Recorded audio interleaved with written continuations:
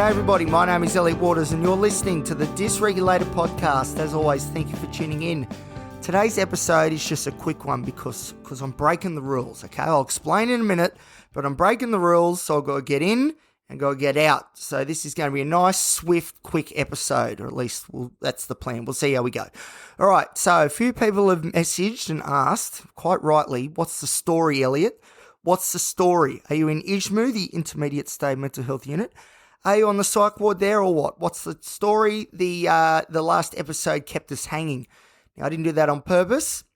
The reason it's been a little while is because I'm not meant to be doing these episodes while I'm at ISMHU. Now, why, you might ask? Why, Elliot? Why? That's because, and look, to be honest, I think there's quite a lot of logic behind this, but I couldn't let it go any longer. But the idea is that I'm not in there looking for potential, I suppose, material for the show. So potential material as in, this happened to me today and I tried this, I should put that on the podcast. Instead of thinking maybe, I felt like this and I tried this, I should make sure I keep doing that next time and the time after and the time after. So it's all about putting the focus back onto me and my recovery and my prognosis, not so much using myself as an example for the podcast, if that makes sense. Does that make sense? Anyway, it's been a week. I've been there for a week. It's been a good week. I'll go through that in a minute, but I couldn't wait any longer. I had to reach out to you guys because I love yous all. And I know yous are supporting me all the way. So I'm breaking the rules for you guys, okay? That's the sort of bloke I am.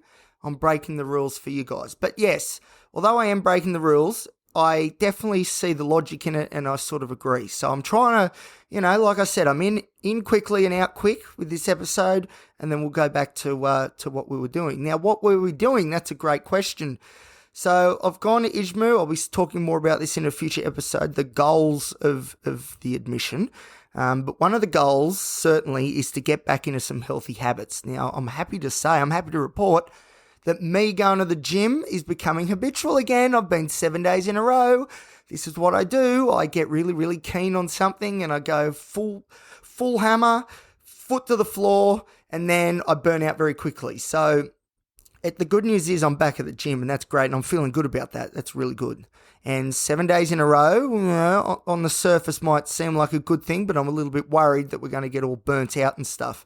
So I don't know. I don't know what to do. I don't know if I should just go to the gym every day, just go there every day and not have to do specific stuff every day. Like, for example, if today was a rest day, I could maybe go to the gym and do some cardio, not lift weights, but still keep going to the gym every day. I think that's what's going to be key. I can't have any days off, no days off. Now I can have sort of rest days or easier days, certainly, or focus on something else like my cardiovascular health, which, as I'll say in a minute, needs a bit of work. But I think I need to be going to the gym every day because as soon as I lose that structure and that routine, I lose everything. And that's the thing. If I stop going to the gym and I start feeling bad about that, everything else that I do that's good for my physical health, I'll stop doing that as well. It's an all or nothing sort of thing.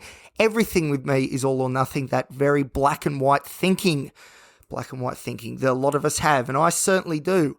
What else is there? Oh yeah, another thing that I should be doing again, which I'm actually not that much, which is a bit annoying, is running. Of course, I always blab on about the gym and running. They're the two sort of staples for my physical health, which also have massive implications for my mental health as well. So have I been running every day like I planned? No, not yet. But at the same time, I have been pretty worn out just from going to the gym and doing stuff there. So I haven't sort of beaten myself up too much about it because it's not like I'm doing nothing, like I'm sore and stuff from the gym because I'm doing other stuff. So I've sort of let the running thing slide for a week, but now with 5 weeks to go of my admission at ISMHU, I think it's time to start running. And again, I think it's one of those things that I've got to do every day. Even if maybe, on the rest sort of days, I just go for a walk instead of running. But I think I need to pull those shoes on every day and head out and tick that off my list. And then go to the gym, tick that off my list. That sort of stuff. I did an episode, remember, on early wins, how important early wins are to setting up my day. I see running as the perfect way to get some early wins. Get up, go for a run, then come back, shower, breakfast, whatever. So I think that's going to be key for me moving forward, making running not only a habit and a routine, but making it an early win. I think that is pivotal. Pivotal. Is that a word? Very important to my prognosis moving forward, that's for sure. So overall, I've been feeling pretty good. So my mood has been pretty much fine. It's, if someone said to me, Elliot, are you depressed? I would say no. And I'd say not for a while. And that's probably true. Don't get me wrong. I'm very anxious still very anxious. Even though we're throwing everything at it. But, anyway, the anxiety persists, my oldest friend. But the actual depression, sort of depressive mood sort of stuff, it's not really an issue at the moment. Touch wood. It's not really a concern. Although I still do get pretty down because when I get anxious, I don't do the things I want to be doing. And then, I feel bad about that. And then, it all spirals from there. So my mood has been pretty good. And it's been pretty good for the 7 days that I've been at ISMHU so far.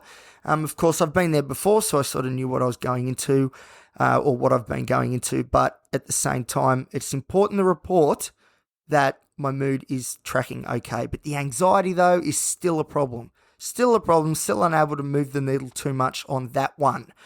I've had some doctor's appointments and seen the psychologist again, the details of which I'm going to do in future episodes because I've got to be quick about this one before I get into big trouble. If you're listening, by the way, Dr. Tim, if you're out there, can I just say, look, I'm sorry in advance. I'm sorry, all right? But I had to do it. I couldn't help it.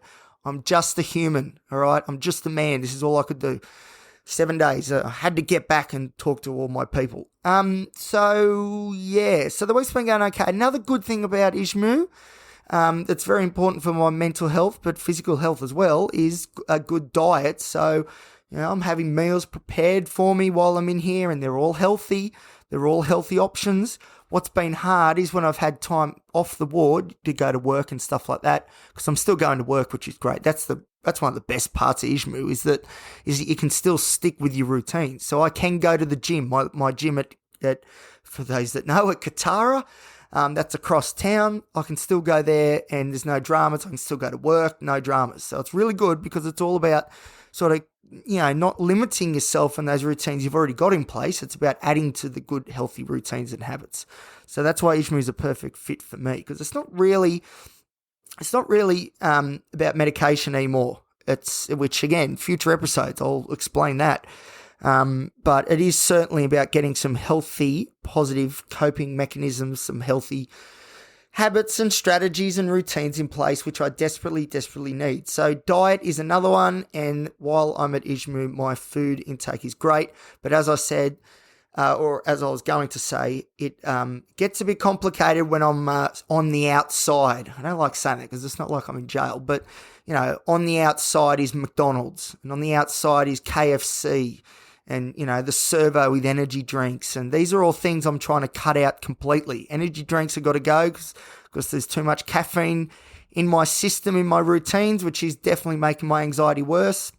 The McDonald's and stuff has got to go because I'm getting fat and I don't want that to happen because I pride myself on my fitness, which I haven't regained yet, but I'm sure it's coming. But a big part of that too is not to hinder my progress by eating unhealthy food all the time and just feeling like sludge. So that has been difficult. I've been really craving sugary stuff, and I'll be honest, there's been once or twice where I've let my guard down a little bit, but at the same time, that's becoming less and less frequent, which is good too. So that's moving in the right direction. Everything overall is moving in the right direction. Medications and specific psychological sort of reflections, I'll do that in subsequent episodes. This is just a very brief overview. It's about to hit 10 minutes, so I better be careful. I'll be definitely getting in trouble for this one. But overall, things are tracking in the right direction. And if they're not tracking in the right direction, they're not going backwards either. So the running isn't really going forwards, although it's about to change after I publish this. But we're certainly not going backwards, and that's the thing. I'm not really going backwards in any domain. We're either at least staying where we are, or we are pushing ahead, which is pretty cool. So, but obviously, the next 5 weeks will determine, if this has been successful or not. And I certainly want it to be. And all the nurses and doctors and psychologists want me to be successful too, as they do for everybody on the ward. But a lot of it's gonna take hard work from me. So, I need to get out there and put those running shoes on, even though I've got this anxiety for some reason that's telling me that running's bad, or there's all this significance to it. It's just overwhelming, unbelievable. I need to push past that and be like, no, we're doing it. We're doing it, and we're going to do it well, and we're going to do it consistently. And that's the key. Got to do these things well, but most importantly, we've got to do it consistently. It's got to become habitual. So yes, so that is all from me for now. Just a little quick check-in. As I said, I'm breaking the rules, but I had to do it because I had to tell you guys how I'm going and my progress. And I had to sort of get it out there too. Like, I definitely understand the logic behind, maybe backing off a little bit from this sort of stuff and really focusing on the self. I get that.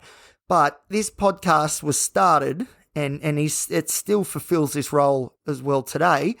When I started this 2 years ago, or whatever it was to be my journal, my outlet, because I'm not very good at sitting down with a piece of paper or a journal book and writing out, although I've done it before, of course, that my journal series is evidence of that. But overall, I'm not very good at focusing my attention onto this book and writing in it every night and doing all that sort of stuff. But what I do like doing is talking.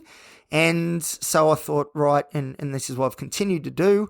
We got a journal, but the way that people maybe are accustomed to journaling isn't for us. But if I can change it and tweak it and do it in a little bit different way, then that would be great, because the benefits of journaling are very clear and I want those benefits. And that's exactly what this podcast is about. This is a medium where I'm able to engage with journaling. So there you go. But Dr. Tim, I'm sorry. I apologize. I'm sorry. All right, thank you everybody for listening. As always, I appreciate it, and I will speak with you soon. I promise. I'm going to sneak another one out, I don't know, maybe tomorrow or the next day, because I want to talk about, obviously I've touched on, broadly what I'm sort of doing at ISMHU, some of the benefits, but I want to actually list, which I've got written down, the key sort of goals and objectives that I've got for the 6-week stay. So I want to probably do that one next. But there's plenty more to come. I just got to be sneaky, but I've got to make sure I don't, and it's true. I've got to make sure that this doesn't become a distraction from what I'm in there trying to achieve. All right. Thank you, everybody. I'll see you next time here on the Dysregulated podcast.